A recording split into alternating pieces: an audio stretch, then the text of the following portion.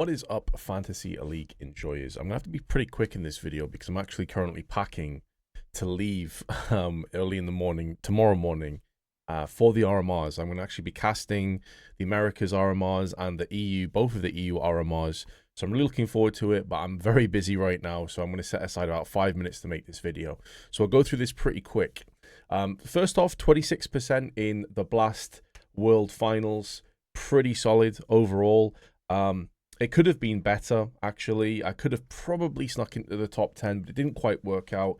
Either way, Spirit did me proud with a bunch of points on Shiro, and then Hunter was fantastic for G2. Na'Vi, a very disappointing result, and I think it really does set up these RMRs and the major itself as a very exciting prospect, where realistically, one of probably 5 or 6 teams, if not other ones, because you normally have a couple of big surprise performances, like think of Eternal Fire last major, for example, do also come out of nowhere and really turn things on, and normally a team or two really underperform. So we're in an extremely exciting period of time in Counter-Strike, and I really have no idea who's going to win it. I think if Na'Vi came out here and had a solid result, I'd probably favor Na'Vi.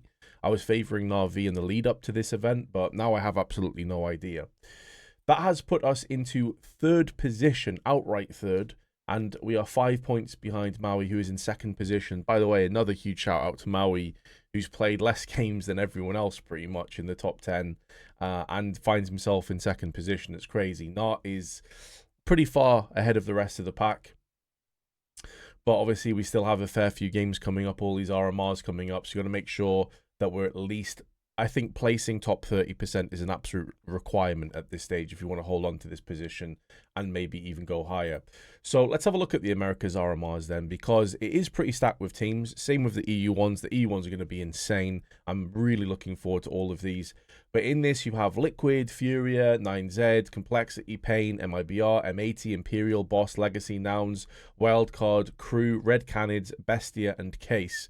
And whereas there are a few teams that maybe are behind the curve in terms of what you expect to be going the distance, there's a lot of good teams here. Like, realistically, you see above this sort of dotted line, all of these teams are damn good. And then you have Imperial, I think Boss are decent as well. Legacy are a solid team. Nouns are decent. Wildcard have some capabilities. So it's going to be a very interesting tournament. But what we do know is the opening fixtures. That much is guaranteed. So Fury against Legacy, Liquid and Wildcard, Complexity Bestia, paiN and Nouns, 9Z against Red Canids. I always go between 9Z and 9Z. It's like the Englishman in me. M80 and Boss, MIBR against Crew, and Imperial and Case. There's a few teams here that I'm looking at that I think are going to be favorites to make it through. Obviously, it's the usual kind of 3 wins and you're through, 3 losses and you're out. As we've seen in previous RMRs, for those of you that maybe aren't aware or forgotten or haven't really watched many RMRs or majors before in the past. So you're looking for a team that you think is going to be just straight up the best on paper, have the most diverse map pool, isn't going to be the kind of team that can succumb in best of ones, because most of these are going to be best of ones. Elimination or progression matches will always be best of threes, of course. So that these all factor in. But really, I'm looking at teams like Liquid. I'm looking at Complexity. paiN are another one that I'm looking at here as well, who I think is solid. Potentially Furia, although they are a little bit on the overpriced side. Because I think these are the teams that realistically do very well in domestic matchups. They do well in international matchups. They're getting a lot of tier 1 Counter-Strike, especially if you look at Liquid, Complexity, and paiN. And you could add Furia into the mix as well. So I'm looking at these guys, and I'm trying to figure out a way to get some double stacking in this one. I want to be a bit more strong in my picks and go for the teams and go fully for those teams. So this is a team I've come up with.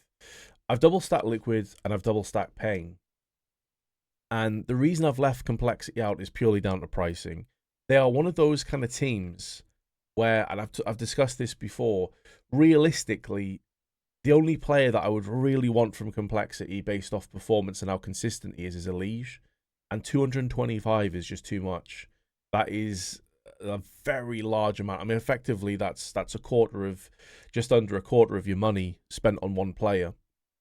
So you're going to have to be dipping in multiple other players instead.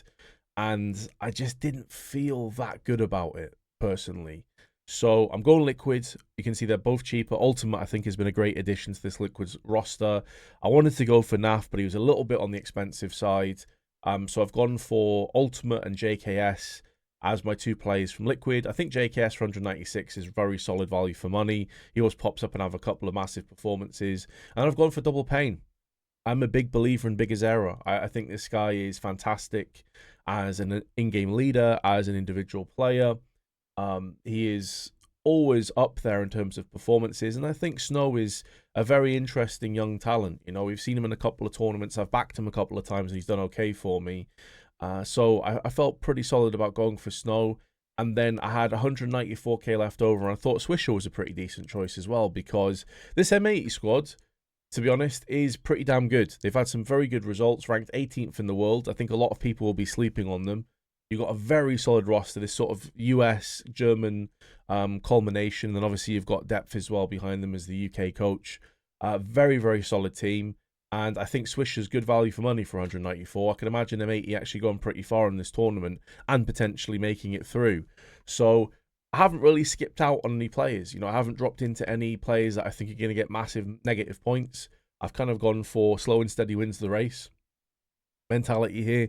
No star players necessarily, but no, you know, potential anchors either.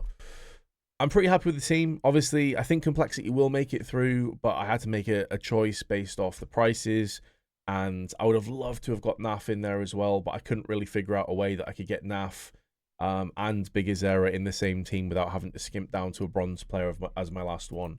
So there's my roster. I'll see you guys at the RMRs. Looking forward to it. Peace.